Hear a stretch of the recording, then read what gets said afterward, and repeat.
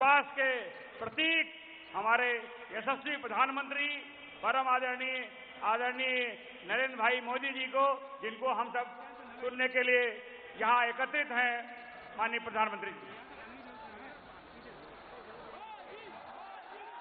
मोदी मोदी मोदी मोदी मोदी मोदी मोदी मोदी।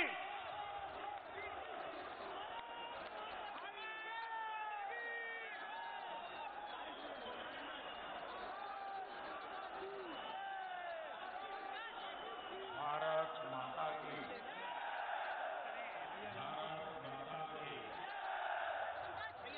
भगवान वासुदेव और मां गंगा की छत्रछाया में बसे अमरोहा और नगीना सहित इस पूरे क्षेत्र के आप सभी साथियों को मेरा नमस्कार।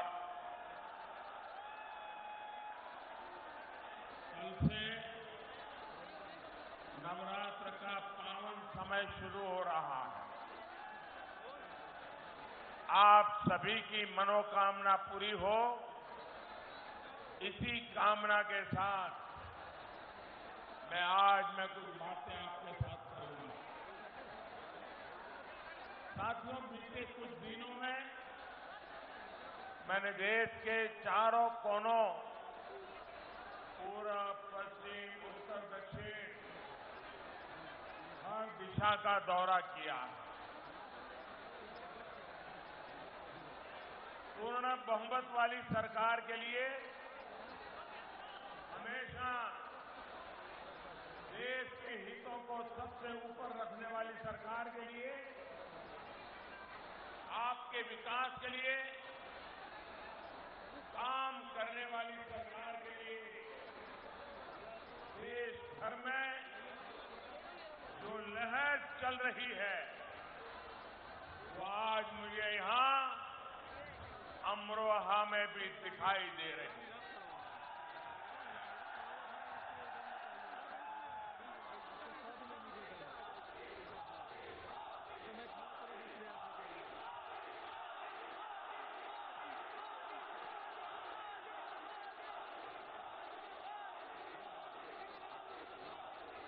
भाइयों और बहनों, बीते 5 वर्षों में जिस तरह आपने इस चौकीदार का साथ दिया है,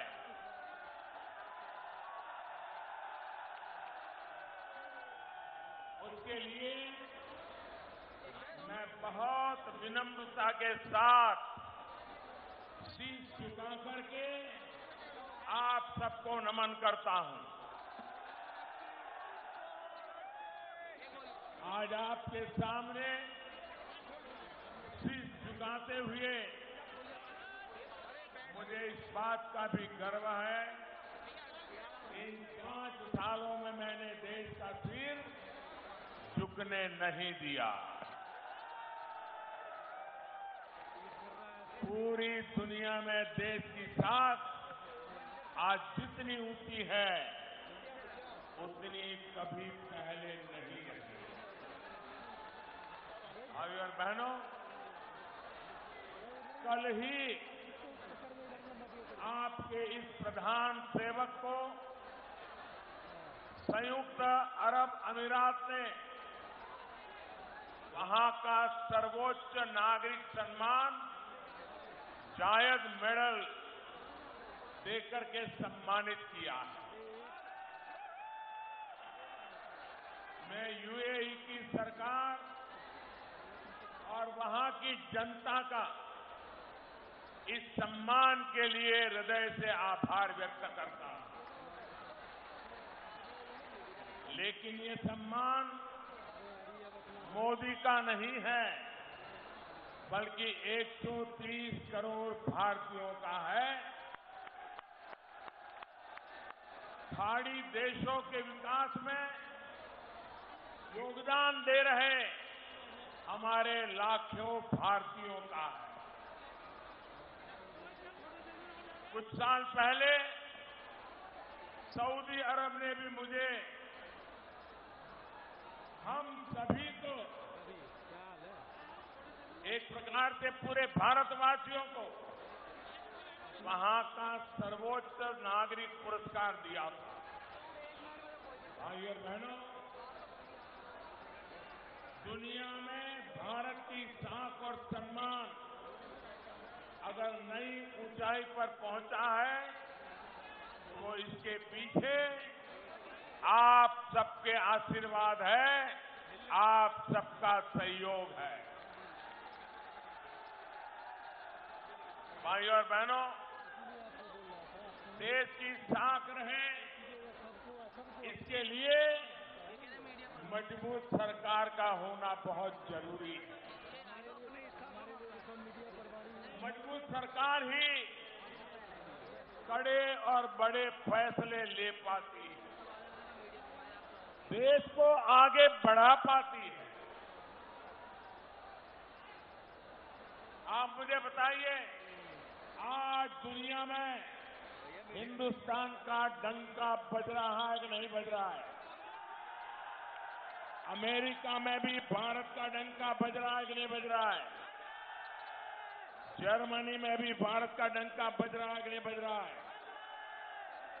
इंग्लैंड में भी भारत का डंका बज रहा है कि नहीं बज रहा है? दुनिया के सभी देशों में हिंदुस्तान का डंका बज रहा है कि नहीं बज रहा है? ये सारी दुनिया में भारत का जय जयकार हो रहा है। इसका कारण क्या है?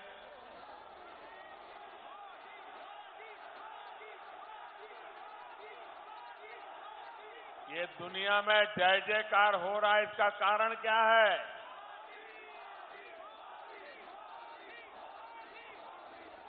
इसका कारण मोदी नहीं है, इसका कारण आप लोग हैं। 2014 में आपने जो वोट दिया, उसकी ताकत है, पूर्ण बहुमत वाली सरकार की ताकत है। आपने मजबूत सरकार बनाई, इसलिए हिंदुस्तान का हौसला भी मजबूत हो गया और दुनिया में हिंदुस्तान का जय जयकार होने लगा।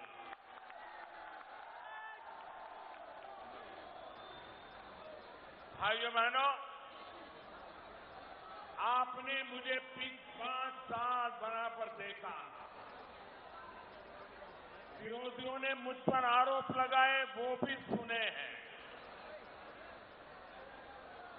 आप मैं से मुंह पूछना चाहता हूं, पिछले 5 साल से जिस रणनीति को लेकर के ये चौकीदार चल रहा है, क्या आपको वो पसंद है क्या? आपको पसंद है क्या? आपको मंजूर है क्या? आप मुझे बताइए, आतंकी हमले के बाद मुझे चुप हो जाना चाहिए था या उन पर प्रहार करना चाहिए था? मैंने सही किया, ऐसे ही करना चाहिए। देश के नागरिकों की रक्षा के लिए कड़े से कड़े कदम उठाने चाहिए कि नहीं उठाने चाहिए? आतंक के सरपरस्तों से बात होनी चाहिए या उन्हें जेल भेजा जाना चाहिए? ये सारे काम कौन कर रहा है? कौन कर रहा है? आतंकियों को घुस करके किसने मारा? लेकिन आतंकियों को उन्हीं की भाषा में जवाब देना हमारे देश में ही कुछ लोगों को परेशान करता है। उनकी रात की नींद उड़ जाती है। जब भारत डंके की चोट पर दुश्मन को मारता है, तब कुछ लोगों को हिंदुस्तान में रोना आता है। जब पाकिस्तान पूरी दुनिया के सामने बेनकाब हो रहा है तो ये पाकिस्तान के पक्ष की बातें कर रहे हैं। वो वहां पर हीरो बनने की स्पर्धा कर रहे हैं। भाइयों और बहनों, कांग्रेस हो, समाजवादी पार्टी हो, बहुजन समाज पार्टी हो, आतंकवाद पर इसी नर्म रवैये की वजह से कुछ लोगों के हौसले बुलंद हुए हैं। इन दलों ने सिर्फ आतंक को ही मदद नहीं दी है, इन्होंने आपके जीवन, आपके अस्तित्व को भी संकट में डालने का काम किया। साथियों, उन दिनों को याद कीजिए जब उत्तर प्रदेश में सपा की सरकार थी, बसपा की सरकार थी, दिल्ली में कांग्रेस की सरकार थी। तब क्या होता था? कभी लखनऊ में बम फूटते थे, धमाके होते थे, कभी रामलला की जन्मभूमि अयोध्या में धमाके होते थे, कभी भगवान भोलेनाथ की नगरी काशी को दहला दिया जाता था, कभी रामपुर के सीआरपीएफ कैंप पर हमला हो जाता था। अक्सर इन हमलों के तार यूपी के अलग इलाके, दूर दूर तक इलाकों में जाते थे।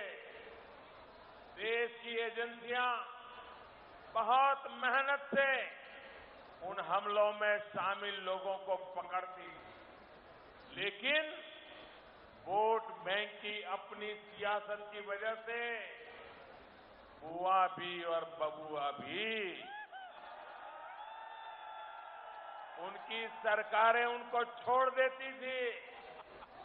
साथियों, ये हमले किसके खिलाफ थे? ये हमले कौन करा रहा और क्यों सपा बसपा ऐसे लोगों पर मेहरबान थी? ये आज उत्तर प्रदेश का बच्चा बच्चा जानता है। साथियों, अब बीते 5 वर्षों से धमाके रुक गए कि नहीं रुक गए? बम बंदूक की आवाजें बंद हुई कि नहीं हुई? निर्दोष लोग मरना बंद हुआ कि नहीं हुआ? भाइयों बहनों, धमाके इसलिए रुक गए क्योंकि दिल्ली में आपने एक चौकीदार को बिठा दिया। आतंकियों को पता है वो एक गलती करेंगे तो मोदी उन्हें पाताल में भी खोज करके सजा देगा।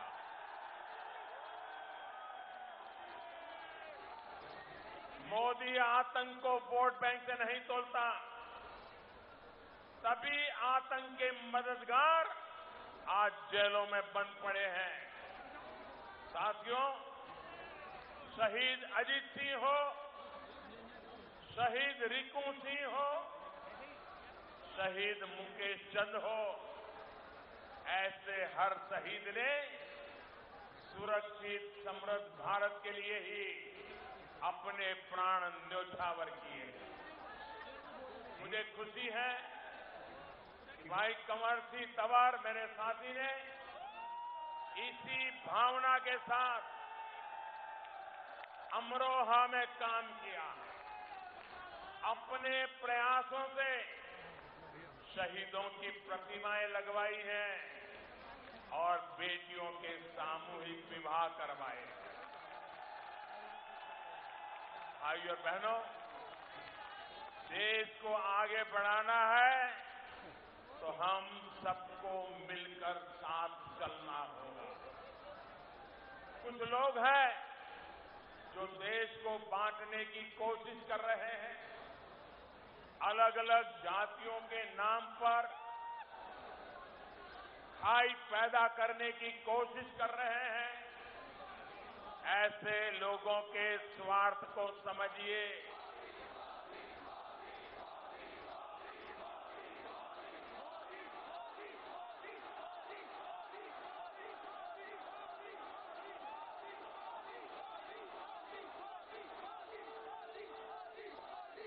आप मुझे बताइए, अरे जब दुनिया में देश की पहचान ही नहीं रहेगी तो फिर इसका खामियाजा एक एक हिंदुस्तानी को भुगतना पड़ेगा। उत्तर प्रदेश की जनता ने 2014 में और फिर 2017 में ऐसी ताकतों को मुंह तोड़ जवाब दिया। सबका साथ सबका विकास के विजन पर चल रही हमारी सरकार, एक भारत श्रेष्ठ भारत के संकल्प पर चल रही हमारी सरकार देश की पहचान को और मजबूत करने के लिए प्रतिबद्ध है। साथियों, आज जब मैं आपसे देश की पहचान की बात कर रहा हूं तो आपको कांग्रेस के कुछ और पुराने गुनाहों की भी याद दिलाना चाहता हूं। सिर्फ एक परिवार की पहचान बनाने के लिए, सिर्फ एक परिवार के कुछ लोगों की प्रतिष्ठा के लिए, एक परिवार के स्वार्थ की सिद्धि के लिए कांग्रेस ने बाबा साहब आंबेडकर का भी अपमान किया। कांग्रेस ने उन्हें चुनाव में हराने के लिए एड़ी चोटी का जोर लगाया।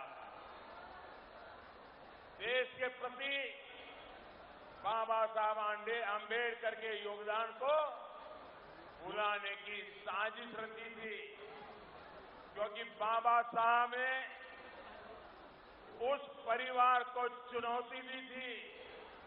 इसलिए बाद की पीढ़ियों ने भी बाबा साहब से निरंतर बदला लिया। वो तो आज वोट बैंक की मजबूरी है जो कांग्रेस बाबा साहब का नाम लेना शुरू किया है, वरना वही कांग्रेस है जिसने दशकों तक उनकी फोटो तक संसद में लगने नहीं दी। ऐसी कांग्रेस को माफ कर सकते हैं क्या? ये उनके सारे साथियों को माफ कर सकते हैं क्या? उनके झूठे वादों को मान सकते हैं क्या? साथियों, उसी दौर में हमारे देश में एक और महान नेता हुए थे, जोगेंद्र नाथ मंडल। आपने शायद उनका नाम भी नहीं सुना। आपने उनका नाम इसलिए नहीं सुना क्योंकि आजादी के बाद की कांग्रेस सरकारों ने उनके उन इतिहास को भी आपके सामने नहीं आने दिया। साथियों, जोगेंद्र नाथ मंडल बाबा साहब के बहुत करीबी साथी थे, कानून के बहुत बड़े विद्वान थे, लेकिन जीना के बहकावे में आकर बंटवारे के समय वो पाकिस्तान चले गए। वो पाकिस्तान के पहले कानून मंत्री बने, वहां का संविधान बनाने में बड़ी भूमिका निभाई, लेकिन इसके बावजूद पाकिस्तान में उनको अपमानित किया गया। एक विशेष वर्ग का होने की वजह से पाकिस्तान में उनका जीना मुश्किल कर दिया गया। वहां के हालात ने उनका भरोसा तोड़ दिया। वो इतने दुखी हुए कि पाकिस्तान छोड़ करके भारत की शरण में आ गए। लेकिन पाकिस्तान से वापस आने के बाद तब की कांग्रेस सरकार ने उनके साथ उससे भी ज्यादा बुरा किया। अपनी मृत्यु तक वो बहुत ही मुश्किल परिस्थितियों में रहे। आज मैं आपको उनके बारे में इसलिए बता रहा हूं क्योंकि इतिहास में छिपे तथ्यों को जानना और उनसे सबक लेना जरूरी है। ये सबक ही आपके वर्तमान और भविष्य को मजबूत करेंगे। साथियों, बाबू जगजीवन राम जी के साथ भी कांग्रेस ने यही किया। आज उनकी जयंती पर बाबू जगजीवन राम जी को मैं नमन करता हूं। बाबू जगजीवन राम ने अपना जीवन गरीबों के कल्याण के लिए समर्पित कर दिया। बाबू जी दो चीजें चाहते थे, एक मजबूत भारत और दूसरा लोकतांत्रिक भारत। अब हमने पाकिस्तान को उसकी हरकतों का मुंहतोड़ जवाब दिया था, तब बाबूजी भारत के रक्षा मंत्री थे। लेकिन इस देश में केवल एक ही परिवार की जूई हजूरी करने वाले लोग देश के इतिहास में एक गौरवशाली नेतृत्व के लिए बाबूजी को कोई श्रेय नहीं देते हैं। बाबूजी आपातकाल के खिलाफ आवाज उठाने वाले सबसे पहले कांग्रेसी नेता थे। उन दिनों में जब तत्कालीन प्रधानमंत्री का डर लोगों में भरा हुआ था, जब लोगों को गिरफ्तार किया जा रहा था, बाबूजी ने कहा था कि लोग इस संघर्ष के परिणामों से बिल्कुल भी न डरे। बाबूजी जिन बातों में विश्वास किया करते थे, उन सभी बातों पर आज कांग्रेस की वजह से एक खतरा मंडरा रहा। आप महसूस कीजिए कि आज बाबूजी की अगर जीवित होते, एयर स्ट्राइक और सर्जिकल स्ट्राइक पर सवाल उठाने वाले कांग्रेस और विपक्ष के आचरण के कारण उन्हें कितनी पीड़ा होती। यदि कांग्रेस और महामिलावट वाले जीतते हैं तो बाबूजी के आदर्शों का कभी सम्मान नहीं होगा। भाइयों और बहनों, वोट बैंक की पॉलिटिक्स ने देश का बहुत नुकसान किया।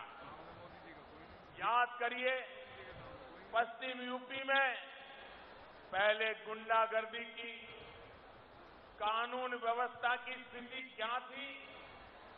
समाजवादी पार्टी की सरकार के समय अपराधियों को खुली छूट मिल गई थी। ये अमरोहा, ये शामली, पूरा पश्चिमी उत्तर प्रदेश, ऐसा कोई दिन नहीं होता था जब बहन बेटियों के साथ अत्याचार न हो, व्यापारियों के साथ लूटपाट न की हो। क्या वारदातें नहीं होती थी। कितनी ही बेटियों ने इस वजह से स्कूल तक जाना छोड़ दिया। अब आज भाजपा सरकार में इस पर नियंत्रण लगा। हमारी बेटियों को परेशान करने वालों को, हमारे व्यापारियों को परेशान करने वालों को दो टूक संदेश दे दिया गया है कि सुधर जाओ, नहीं तो जेल का रास्ता आपका इंतजार कर रहा है। साथियों, गुंडागर्दी हो, बिजली की समस्या हो, खराब सड़कें हो, ये एक बड़ा कारण था जिसकी वजह से यहां उद्योग लगाने से लोग डरते थे। इस स्थिति को बदलने के लिए, निवेशकों को विश्वास दिलाने के लिए एक ईमानदार कोशिश की जा रही है। अमरोहा की रिंग रोड हो, बाईपास हो, गंगा एक्सप्रेस वे हो, हाईवे हो, गांवों की सड़कें हो, रेलवे की कनेक्टिविटी हो, हर स्तर पर काम हो रहा है। पद्मावत एक्सप्रेस और आला हजरत एक्सप्रेस अब यहां रुकने लगी हैं। आने वाले समय में ऐसी सुविधाओं का विस्तार होना तय है। आपके सहयोग से एक और काम मैं कर पाया। आपके इस चौकीदार ने लाल बत्ती उतरवाई, पता है ना, लाल बत्ती उतरवाई और गरीब के घर में बत्ती जलाई है।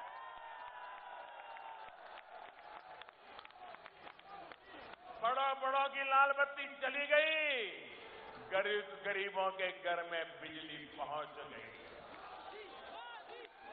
भाइयों और बहनों, सौभाग्य योजना के तहत यूपी के 77 लाख गरीब परिवारों के घरों तक मुफ्त में बिजली कनेक्शन पहुंचा।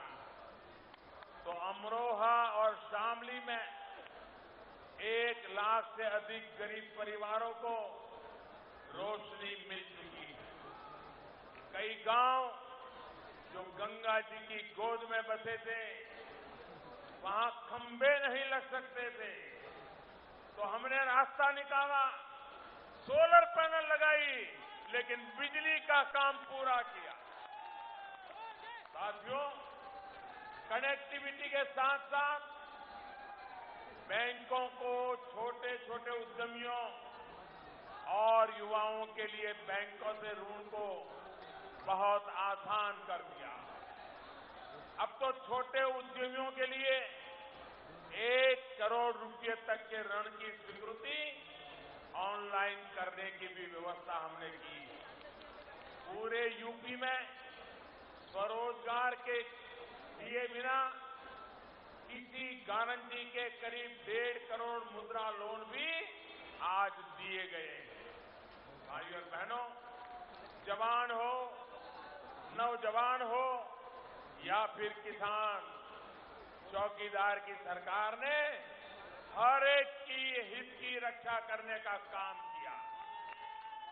गन्ना किसानों को उनका पैसा उसी सीजन में चुकाया जाए, इसका गंभीर प्रयास हो रहा है। योगी जी पूरी संवेदनशीलता से इस पर काम कर रहे हैं। फसल की लागत का 1.5 गुना समर्थन मूल्य देने की बरसों पुरानी मांग को पूरा करने का काम भी ये चौकीदार ने किया है, भाजपा की सरकार ने।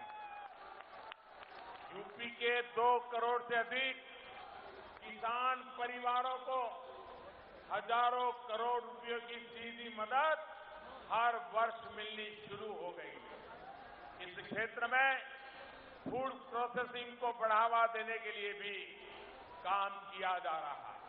साथियों, मैंने ये कभी दावा नहीं किया कि सारे काम पूरे हो गए हैं, लेकिन इतना जरूर है कि मैंने ईमानदारी से दिन रात एक करके आपके जीवन को आसान बनाने, देश के विकास के लिए हर पल दौड़ता रहा हूं, काम करता रहा।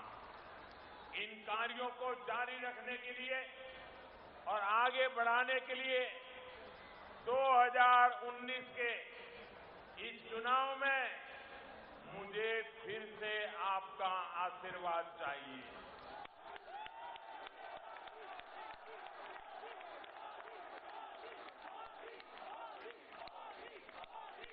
जहां मैं देख रहा हूं, जहां नजर पहुंचे वहां भीड़ है। ये इतना बड़ा जनसैलाब इस बात का सबूत है कि मजबूत सरकार बनाने की लहर चल रही है।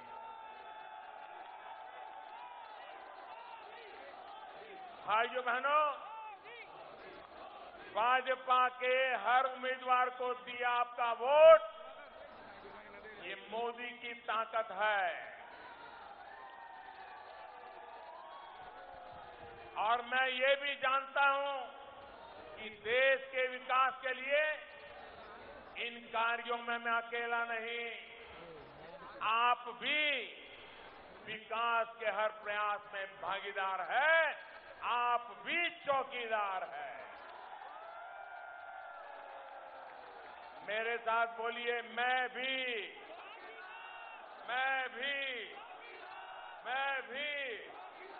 गांव-गांव, गली-गली, शहर-शहर, घर-घर, डॉक्टर भी, इंजीनियर भी, व्यापारी भी, किसान भी, कामगार भी, कलाकार भी, खेत खलिहान में, सीमा पर, हिंदुस्तान भर में आइए 130 करोड़ देशवासी मजबूत सरकार बनाने का फैसला ले और आपका वोट, कमल पर दबाया हुआ हर वोट सीधा सीधा मोदी के खाते में जाएगा।